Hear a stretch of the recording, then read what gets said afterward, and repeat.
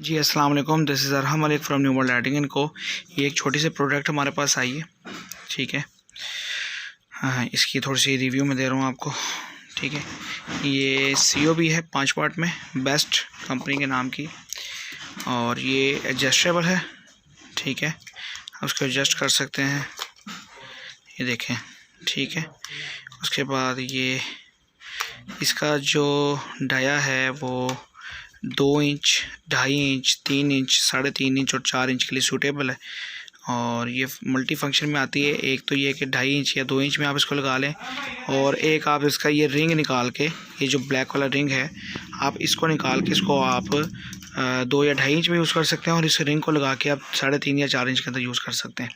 इसके साथ ड्राइवर लगा हुआ है, इसके साथ कंघी भी लगी हुई है, ठीक है। आप इसको अगर अपनी सीलिंग के अंदर यूज़ करते हैं, निशों के अंदर यूज़ करते हैं, तो ये ऑलरेडी आपको लगा हुआ मिलेगा। अर्थ की तार भी इसके अंदर लगाई गई है। ये इंपोर्टेड माल है लॉट में, ठीक है। ये इसका रेट जो है वो 155 है बॉक्स पैक, और वारंटी के अंदर 170 की मिलेगी आपको ये। तो आप ऑर्डर दे सकते हैं पूरे पाकिस्तान में, इंशाल्लाह आपको 2 से 3 दिन के अंदर हम डिलीवर कर देंगे। और ये 6500 के और 2700 के दोनों में अवेलेबल है हमारे पास।